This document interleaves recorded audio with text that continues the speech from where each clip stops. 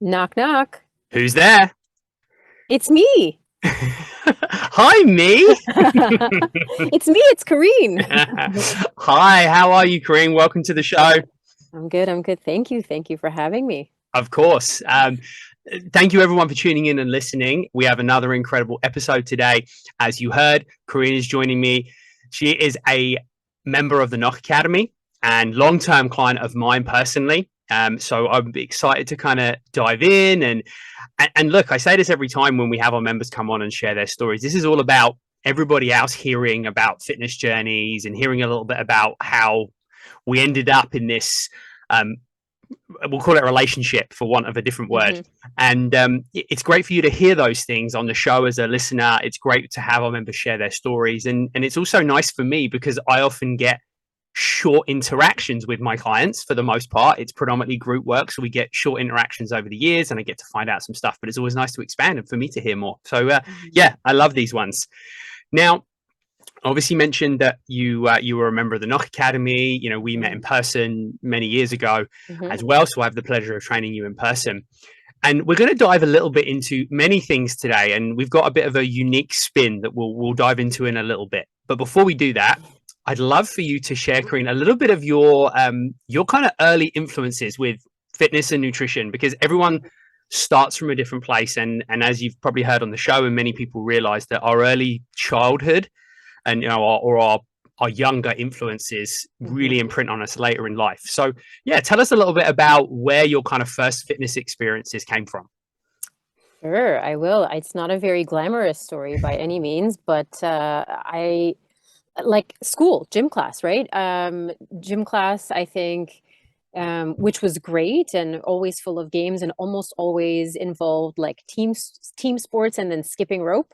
And I discovered pretty early on that I wasn't very good at the team sports part of things. I don't know if it was like, I don't know if it's because I'm an only child or I don't know exactly why, but I always tried out for the team sports, in particular soccer, and I never really made it, which was always a little bit like a wah wah. Yeah. But the teams I did make in junior high and high school were the ones where you just volunteered.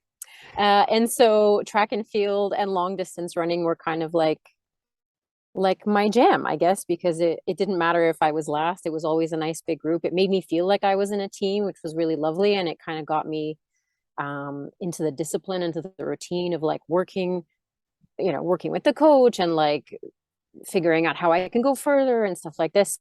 So it was just kind of like rewarding. I kind of discovered the rewarding part of it without, without the team sports part of it, which was sad. But like I still auditioned or tried every time, but I never made it. I never made the cut.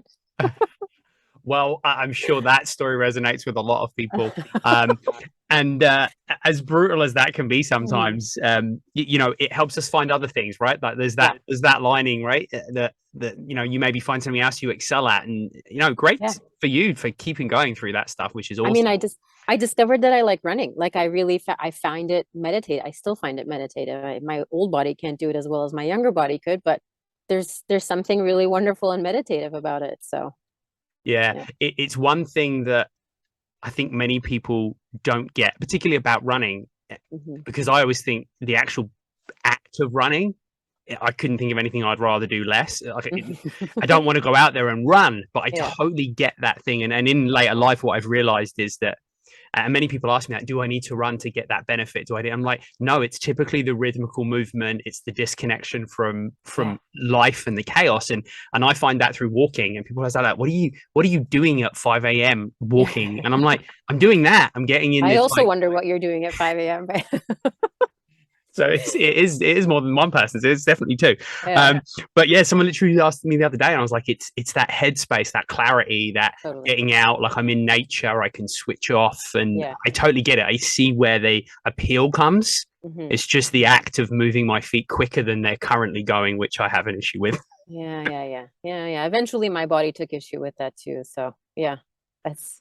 Well, the good news is you definitely don't have to run, everybody. You can you can walk, you can run, you can do whatever, you can cycle, but I definitely recommend something that, and I'm saying this from somebody that runs an online fitness business, but sometimes you need to disconnect with movement as well. And that's really important part of it.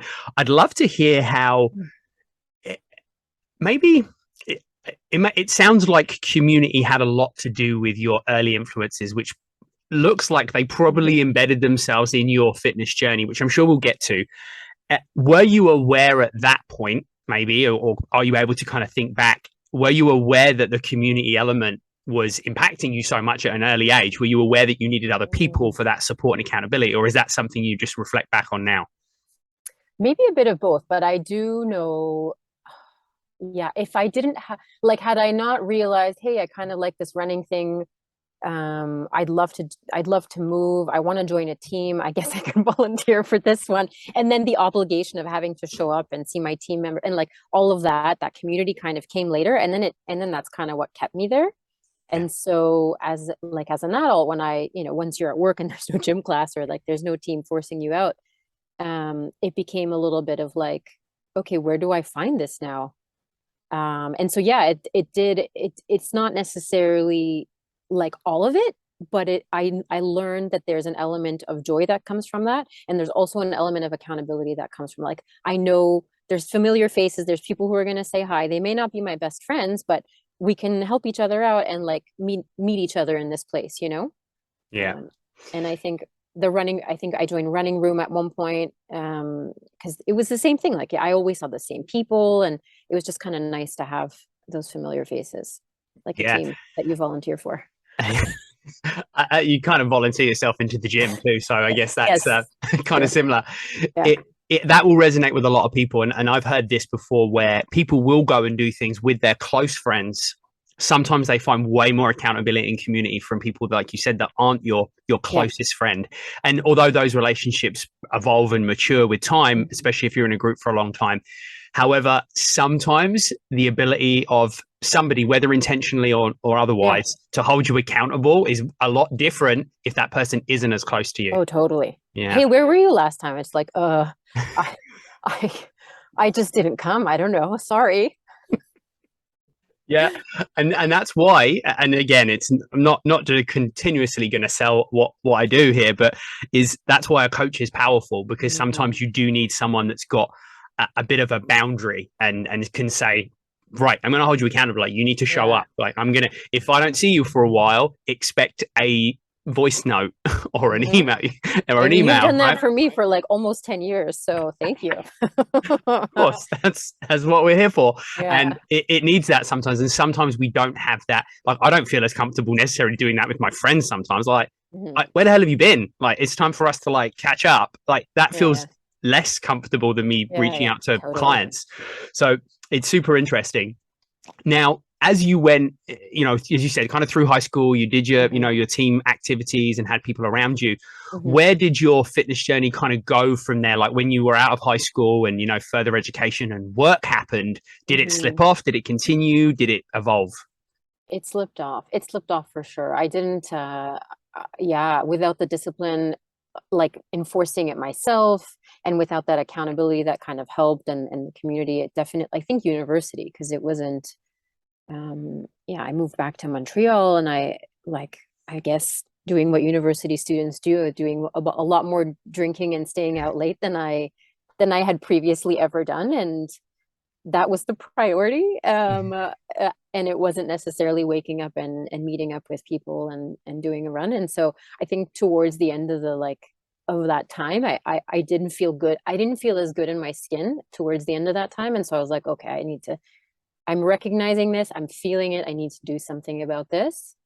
And so it was a call to move again, however that made sense. And then I ended up actually working at the front desk of a very shishi-poo-poo gym in Montreal, which then gave me a free membership. So I was like, okay, this is two birds, one stone, great. Hey, bonus. We can get those things. That's always good. It will be kind of how I ended up 22 years ago, ended up on this path that I'm still on, was very similar to that. So yeah, I totally get it. And sometimes having the access of, oh, this is going to mean I can be at the gym every day, and I kind of have to work out. And yeah, so that helps a lot of people on that journey.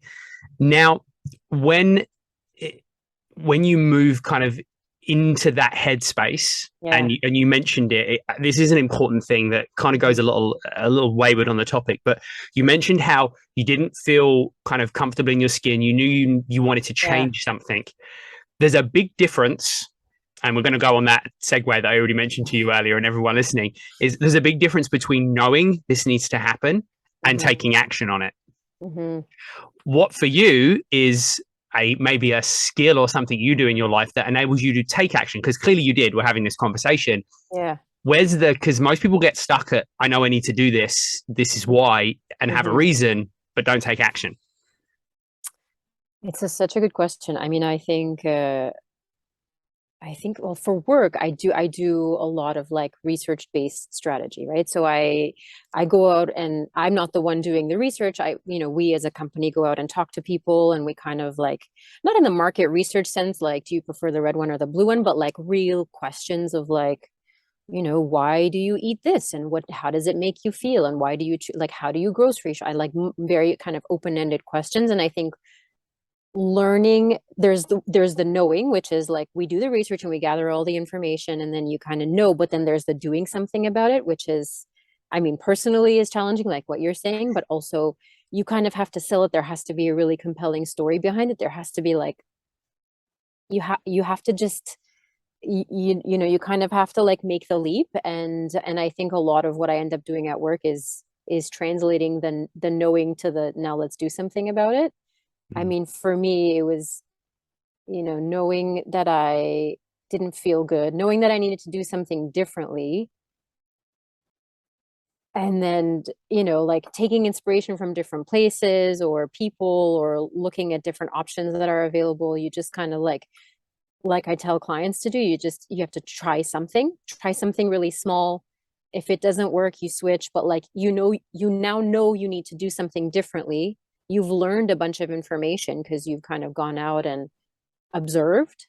And so now it's just a question of doing small things to get you there. To kind of, I mean, in work, it's like fulfilling your strategy and your vision, but in life, it's like to feeling good again. You have to make those steps, and it doesn't happen overnight, and it kind of like drops back sometimes. But I think the knowing is so important, because then you can kind of go back to like, oh, I know the purpose for this. I remember why. I remember the why. Mm. Yeah, absolutely. And Long-winded, but like I hope that no, answers the that question. was great. And I think that it takes a couple of things that came up are really important. Number one is a huge self-awareness for Yeah. you, and you being able to take that and help people see that in their business. And how I try and do that with people's lives. I'm like, you gotta be aware. Like it can be as simple as, I'll give a nutrition example. Hmm. We'll talk to people about eating. I'm like, how aware of you are you when you eat? And they're like, well, Hmm. what do you mean? I'm like, how often do you put your knife and fork down? How often do you chew your food completely? I have no idea. And I'm I like, have a story about that. it's super small. But right, but how does that make a difference? I'm like, trust me, it makes a difference, because it heightens your awareness, right? Hmm. And then the two other things that you said are key. And it's funny because when I had the last member episode we had on, and I had Tracy on, who you know very well Oh and you yeah. train with. Hmm. So, and Tracy spoke about the same things. Try. That's how you take action. You just have to try, and you have to be Yeah. okay with it being uncomfortable and making mistakes and not necessarily ending up the way you think it will, and Yeah, and totally. and small steps. So, Yeah. all Yeah. right, now I need to hear the story though. Well, more like just the mindfulness of eating. I didn't intentionally ever become like this, but I think at that same point of time where I wasn't really like feeling good in my skin, and tried to start running again, but also was paying attention to all the crap I was putting in my body. Uh, I also at that point was starting to like slow down my eating. Not that I ever ate very quickly, but like I really slowed down how quickly I finished a meal, to the point where I was having lunch with colleagues. This is like, I think 20 years ago, my first job. And I didn't know this, but two of my colleagues at the other end of the table were counting how many times I was chewing before I swallowed, because I was always so late in getting up from the table. And they were like, do you know that you chew 72 times? I was like, that's not true. Yeah, There's no way that's true. it's definitely only 68. um, I love that, and I will. I have so many little things like that that are the things that people don't expect. And it's a lot from coaching, right? Like people expect this, like, I'm going to get the best program and the best this and that. And I'm like, yeah, a lot of the time it's not. Like, it's the simple stuff. And from a definitely, I'm definitely not a recovered fast eater, but I'm working on it. I'm that person in life where people are like turn around and they're like, holy shit, like the food's gone on your plate. And I'm like, yeah. And it would be that, like, it would be a comment, like it was a standing joke that it wouldn't, it wouldn't even, the food would barely be out and I'd have eaten it. I don't really know where that comes from. Probably a scarcity mindset or something. I don't I don't know. Do you have siblings? I didn't have to fight for food with anybody else, so it was all mine. Yeah, no, I have one. I don't know if that was it. I think to be honest, if I go deep into it and think about it, and I've had these conversations with, many times through coaching and, in therapy, and it's had that conversation about having a scarcity mindset, and it definitely impacts my life from a business and a financial standpoint. But I also think it's happened through like my nutrition and my exercise habits too, which I'm really trying to dial into. But yeah, it's a common thing, and it's that's a great story. I love that. I might even, if anyone is now listening after hearing the soundbite of the episode, I may have taken that story as a little snippet and shared it, because that was good. Okay, so continuing on that journey and kind of seeing those, those really great bits of information that you shared, where did after kind of working, like the front desk and getting use of the gym, and how would you say, firstly, that experience was like going into the gym? Did you do that alone? And maybe share some of your other experiences of kind of going into the gym as a member, taking part in, fitness on the floor classes, whatever it might have been. And how did you find that? I didn't like the gym, like the gym as a catch-all thing. It was such a like intimidating place, especially having worked there and knowing some of the trainers. Like these trainers were super fit people, and this gym was like a very well-known gym, so a lot of professional athletes and Olympians trained there. And so you have these like incredible athletes coming in and training, and you're just like trying to figure out how to work the treadmill. It was intimidating. And so I didn't love it. I would, as a policy, we weren't allowed to go in peak times, but also I didn't want to be there in peak times. So I kind of found moments or like corners where I could do my thing, or like empty studio spaces where I could hide. I found it really intimidating, to be totally honest. The first couple times I didn't find it intimidating is when we started doing the small team training, because it kind of, you demystified so many things. Like I never would have picked up a kettlebell. I never would have picked up one of I still don't know what they're called, the big barbells, the barbell, like is it a barbell? Okay, it's a barbell. So these are things where you see like super swole dudes doing the things, and you're like, I'm not gonna do that. I don't know what they're doing. I'm gonna break myself. So I think when it was just going to the gym and not having structure, that was a whole other thing I didn't really know what to do with. And then slowly meeting the right people and having the right kind of coaching and community helped a lot. And now I feel a lot more comfortable, but I still don't like, it's still, I don't know. I like that we now can work out in the comfort of our home. Well, that's a big sell for a lot of people.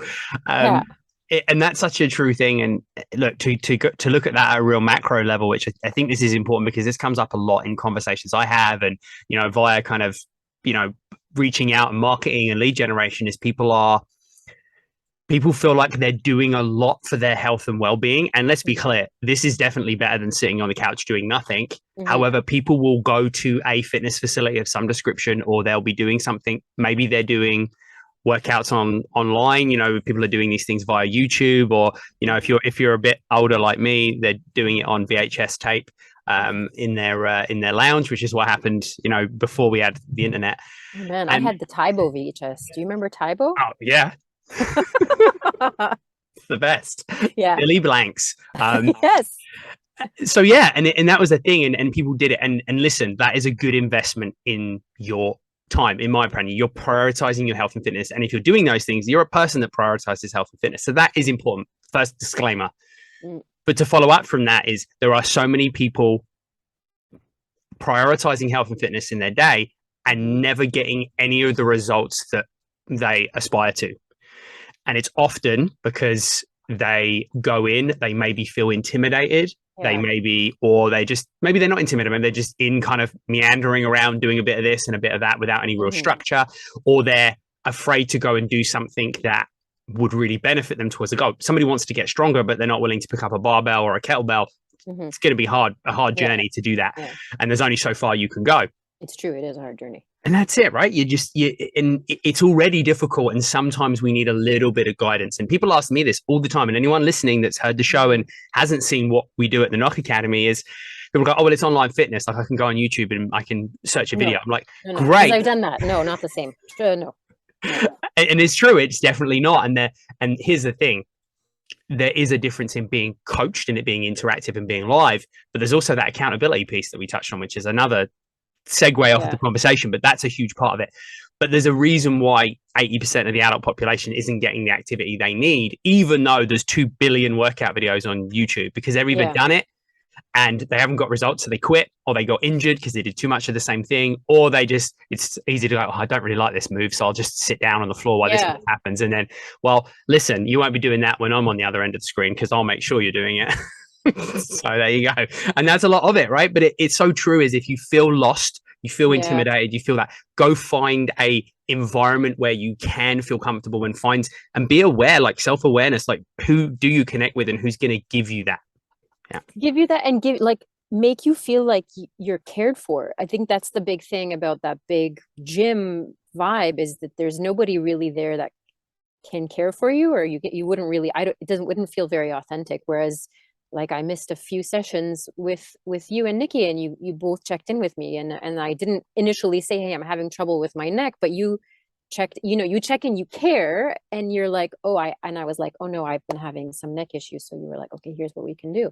But I mean, without that relationship, whether it's someone you know very well or not, like at the very least, a familiar face or somebody who cares authentically, then there's a bit of that rapport and somebody who can kind of help you along your way. That helps like take away a lot of the intimidation factor too, I think, and keeps you on track. If someone else cares, like I know you care, and it makes me care more. It's true. Otherwise I'd be like, I have a meeting at noon today, I guess I just won't work out, or like I won't find another time. Like otherwise I know I just wouldn't reprioritize it. It would just fall off, I think.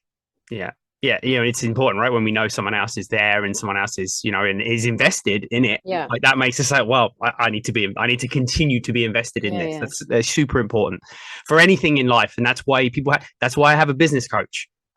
It's the same thing. Like I know that person's invested in me, and when she sends me a message and says, hey, well, I'm like, oh yeah, I really didn't do that. I should probably, right? So that's important. And it makes me realize that I do care and that I need to keep caring. And this is something that comes up a lot. And we have a fair few fitness professionals that listen to the show. So if you are listening, you would have picked up something there. And if you didn't, I'm going to just highlight it for you, is you need to give a shit. Because if you can be the most certified trainer with the most amount of knowledge, and the questions I always get about is huge. And I've educated fitness professionals for a long time, and I had many of these conversations. It always comes back to that thing. Like, people don't really care for the most part, and probably people do, but not as much. People don't really care about what certifications you have. Yes, be safe, be effective, find someone that can give you an effective training program. But at the end of the day, if that person cares, it's going to help you be consistent. It's going to help you be accountable. It's going to help you feel cared for, which means you're going to show up. And 9 times out of 10, most people are failing on their fitness journey because they're not showing up and being consistent. That's it. So that's a little tip for you. So and now I highlighted it for you. You can write that down and rewind it, and there you go. And as a recipient, like I think I've tried training with a few different folks in a few different class settings, and you can tell when someone doesn't care. You can like it.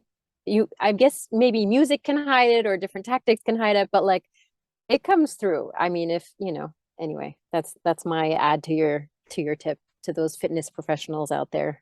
Yeah, I can tell.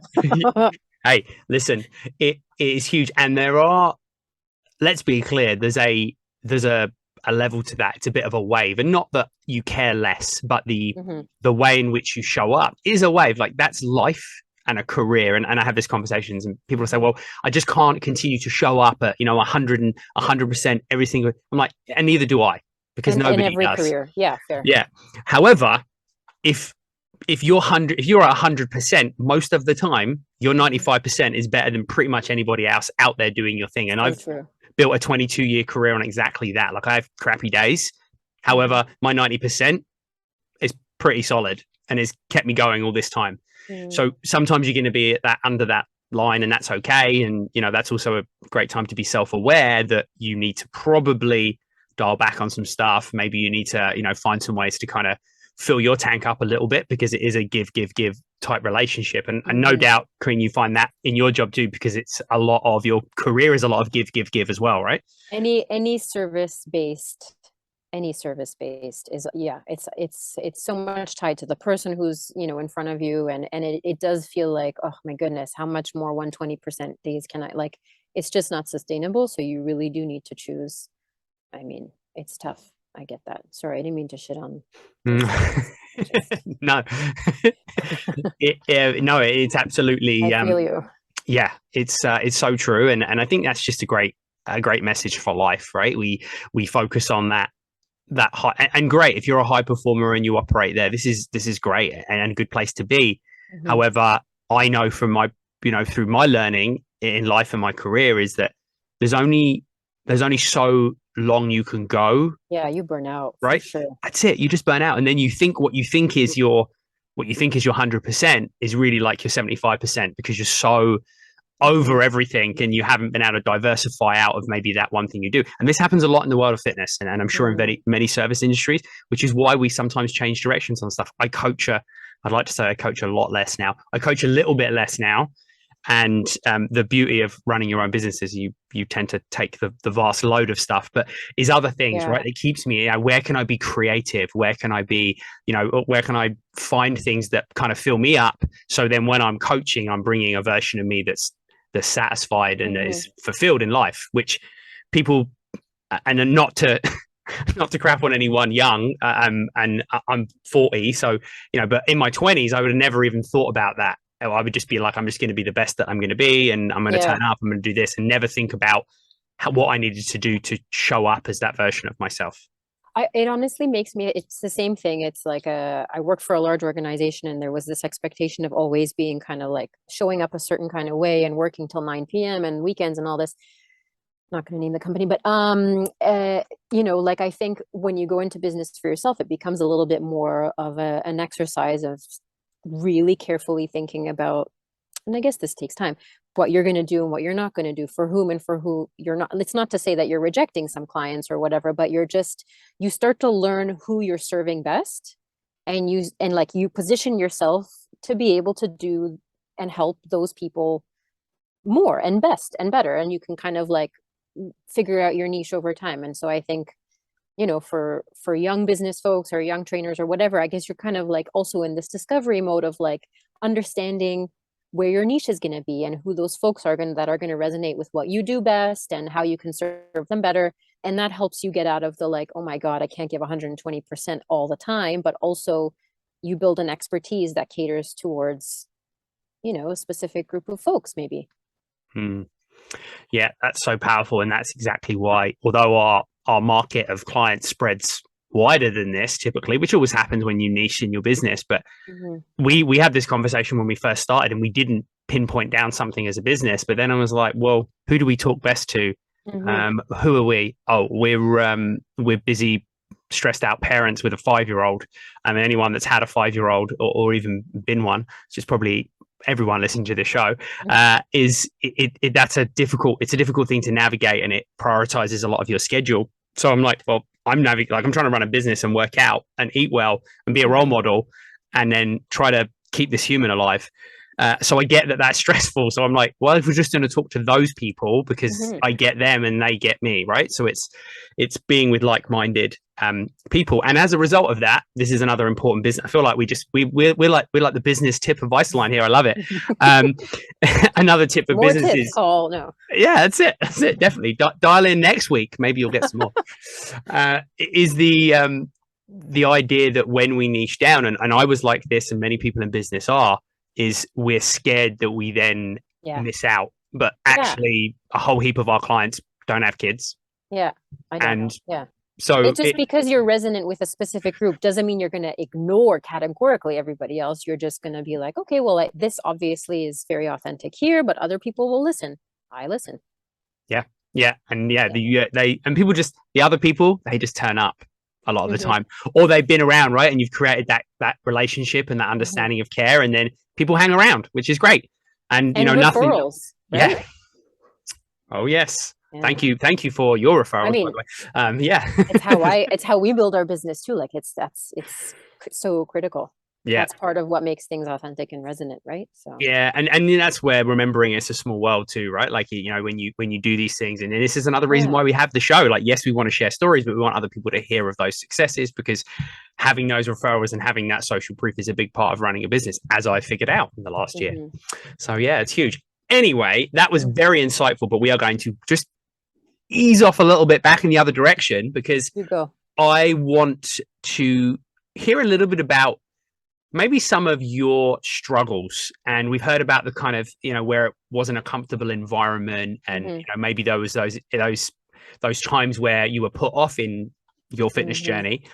What other kind of struggles did you have along the way? Like, what things came up for you that maybe other people will be listening and say, hey, that's something that I struggled with? And maybe even if there was a way to kind of overcome that, what was it, if you haven't touched on it? I it's tough. I think like I joke about the thing where I wasn't able to join or didn't make the teams, but it's like I guess it's part of an underlying thing that I've come to learn about myself and kind of work on also in therapy and stuff, but like not being good enough and kind of being harsh with yourself because you feel like you're not good enough. And so like signals like you're not good enough to be on the team, or you don't get accepted for a job, or your client doesn't sign it. Like it's all of this takes me back to this place where I feel like not good enough. And so I think choosing workouts and choosing activities that take me out of my head, and also reminds me very physically that I can do things, um, is a great kind of reset. But there's been a lot of like even this latest issue with my neck. I mean, it's really hard. It's like a reminder that we're not, our bodies are aging, or something I'm doing is wrong, or there's a lot of stress going on, and it affects sleep, and like it gets in the way. And so I think that's something that comes up a lot for me is I have very high expectations of myself, and but learning, whenever it doesn't get met for myself, it's tough, but also just kind of finding ways to remind yourself that everything's okay, and like here's what you are capable of, and the neck pain goes away because you can do these stretches and exercises. So I think it's like, it's humbling, but it's also kind of helpful to work through and be aware of those things too. I don't know. Mm. Again, that was a bit long-winded too, but I think yeah, that's a big thing that comes up for me in a lot of spaces. Yeah, for sure. Mm. And I think, firstly, remember, this is your place to talk, so nothing's long-winded. You can talk Thank as you. much as you want, and but understanding that in itself is sometimes a product of that, right? Is exactly that. Is sometimes when we need those places where we feel comfortable to be able to share, and we need to be able to Mm-hmm. understand that it's valuable, right? Because that's something that we're very very similar in that. Like, I came through that kind of childhood and teenage years of that complete lot not being enough, and then that kind of pushing me into things in my life. Although I'm very fortunate, I've had a very diverse career, although it's been in fitness the entire time, is it's pushed me away from opportunities for that reason, Mm-hmm. because I've kind of felt like I don't I don't deserve it to be there. And that in itself, and for lots of people listening that maybe struggle with that but don't connect the dots with their well-being and their health, is Mm-hmm. you will self-sabotage yourself, and it doesn't matter if you think you don't, because I've seen this countless times in the last 20 years. People will continue to sabotage because they don't feel like they're Mm-hmm. worthy, whatever the word is, don't feel like they're enough, don't feel like they belong. Mm-hmm. And then you fulfill that. And so the words you You speak in your sit head in are it. powerful, right? Yeah. Oh, totally. I think, like I think fitness for me, I've come to learn is so I've skipped over the whole like how I feel in my skin and all the stuff that doesn't fit me well and all that. Fine. Like I over time have learned to like put it to the side, frankly. The biggest thing for me in fitness is actually the mental game. I think I learned that through running because of the like I learned pretty early on that there's like something very soothing and meditative about it. But I think yeah, I don't know where I was going with that, but it's I think that's the feeling of how you talk to yourself and conversely finding ways where you can like really be kind to yourself and show yourself that you are capable and that you're doing things and doing something small to start to get moving is really powerful for me. Yeah. And what that brings up for me there, when I spoke about this a few times, and I actually haven't been able to find a huge amount of like scientific research to back it up, but the correlation between physical resilience and mental resilience is, and as I said, it's all very anecdotal. People are like, yeah, you're going to be physically resilient, it's going to help you. I believe that. Hmm. Just in case anyone says, well, if there's a study Hmm. out there and someone's got it, I'd love to read it. But to to show that when you do something that creates that, right, you're able to go out for that running. Running's tough. You got to Hmm. propel yourself. You got to push yourself. It's long and repetitive, and it takes Hmm. some sort of resilience to be in that. And I truly believe that the struggles that I've been through in life, whether they be exercise or not related, the ability to get through those things is a lot to do with that mental resilience. And it's because I've chose to prioritize fitness in my life, and Hmm. for the most part not very sensibly. But what it did do is taught me that you can achieve, your body can achieve a lot even if Hmm. you don't think it can. And that might be at my detriment as I get older. However, it could achieve a lot. And I remember days weeks where I was younger, where I teach like 20 fitness classes a week, 20 plus fitness Hmm. classes a week, Oh my and God. realized that although that's not the healthy thing to do, let's be clear, not great for your Hmm. body, it does teach you some skills that you can just teach another class and get Hmm. through that. And there's a plus side to the wear and tear on my body, I guess, is what I'm trying to say. Yeah, there's always learning. There's always a learning. Yeah. Yeah. So from and that was, and thank you for being vulnerable enough to share that, because that's huge, and that will impact a lot of people to hear that, because that's massive for so many people.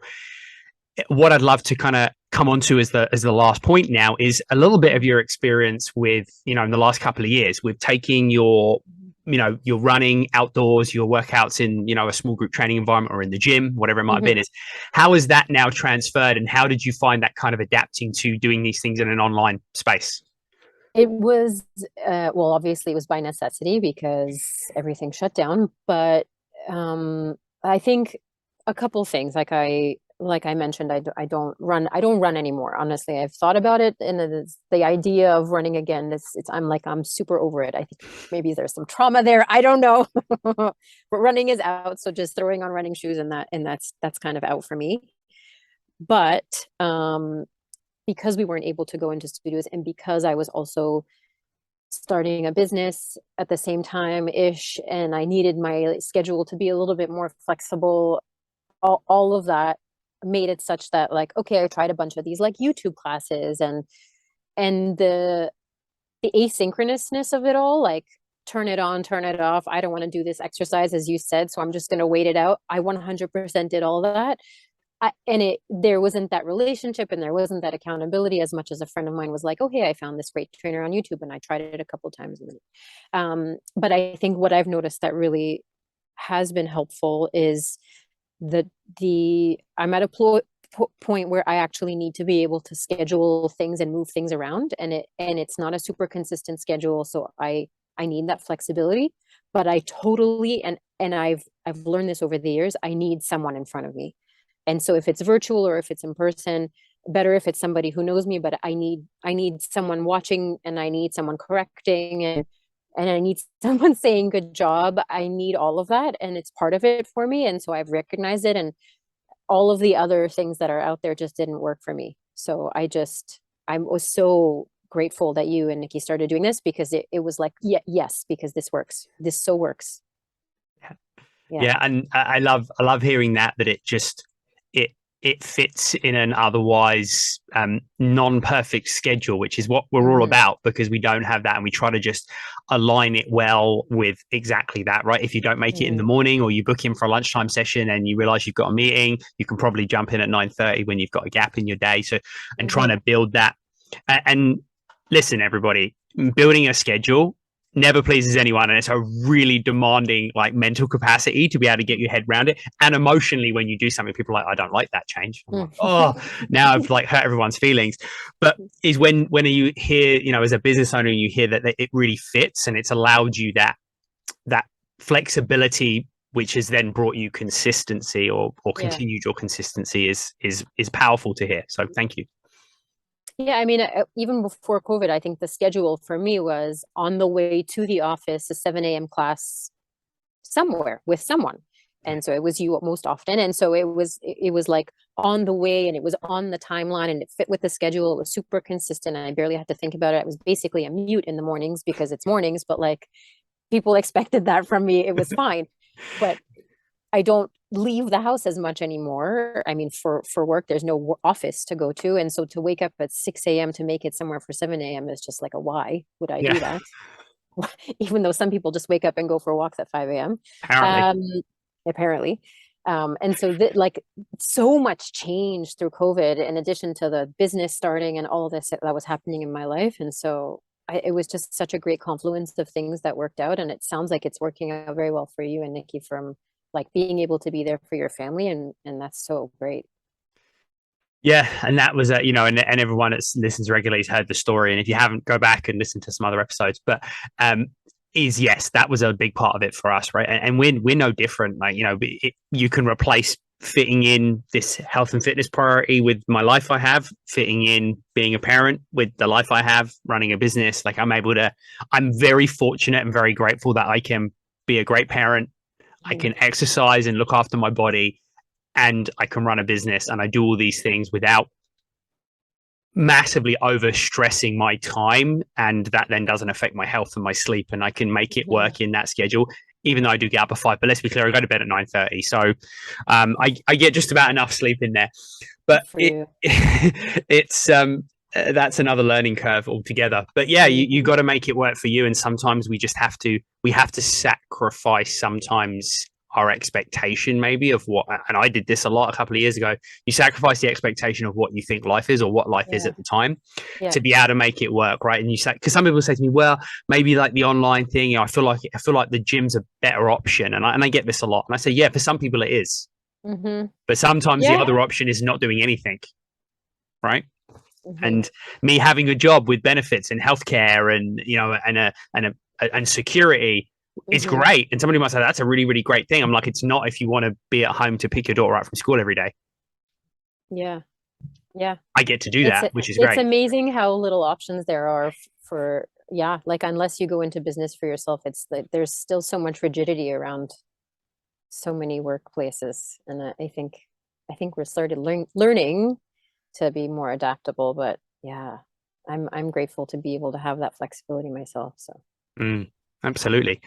Well, I guess first of all, is there anything else you'd love to share that you haven't been able to share? I'd love for you to share. We've heard a little bit mhm. about the kind of, you know, change management and behavioral stuff. I'd love for you to share a little bit about, you know, more about what you're doing, so everyone listening, wow, Kareen sounds super switched on. I got some questions. They might be able to just reach out and Sure. know what you do. Sure. About a couple, well, more than a couple years ago, maybe 5-ish years ago, my business partners and I, so we're three folks, now four, because we hired our first.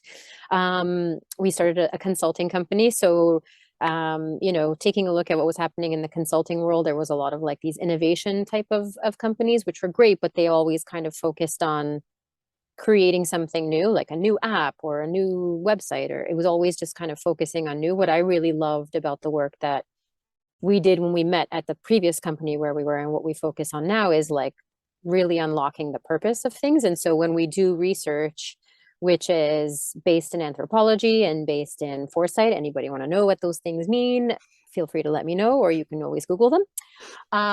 But we do a lot of research that's meant to kind of unlock the real why, like the fundamental reason why people do the things that they do, It helps the businesses that we support, like clients that we have, because they learn not just like, do we make the button red or blue, but they learn like why people need this thing and how they're using it. And it makes our strategy and what we provide to them so much more kind of valuable. And so our whole reason for being is research to help businesses stay ahead of the pace of change. Nice. I Yeah. love that. That's gonna definitely stir up some questions. I am going to if you are listening and you're thinking, yeah, I got some questions, just head over to the show notes. I'm going to put Kareen's contact details in there so you can reach out Amazing. and Thank you. connect. We love to kind of share what everyone else is doing, Thank you. especially when it's so close to my heart. Behavioral change and change management is massive, and I'm actually on for anyone who's been listening and hearing me going on about studying recently. I'm actually on chapter 20 of 20 of my course I'm studying right now, and there's a lot of behavioral change in it, so very interesting to me as well.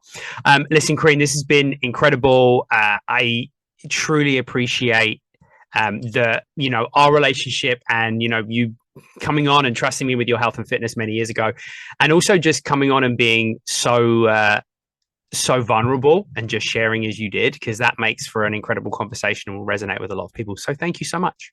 Thank you so much. This was such a nice surprise, and I felt so honored to be invited to participate. So, yeah, and thank you. I mean, you've done so much. I don't know if I've said thank you enough, but you've done so much and helped me in so many different ways over the years. So, yeah, I really value that too. Thank you. Thank you so much. And the last thank you goes to everyone listening. Thanks for tuning in. I know you got a lot of great takeaways. I feel like there's going to be some rewinding happening to catch a few of those points again. If you did get something really valuable, please share this episode with someone you love and care about. The world of podcasting and, quite frankly, business goes around, as we said, from those referrals and sharing things that you love to get the word out there. And it really helps us with the podcast. So please do that. And you can also just take a few seconds to leave us a review or a rating in whatever platform you listen to. We'd really appreciate it. That's it for today's show. Thanks again for tuning in, and we will catch you on the next episode.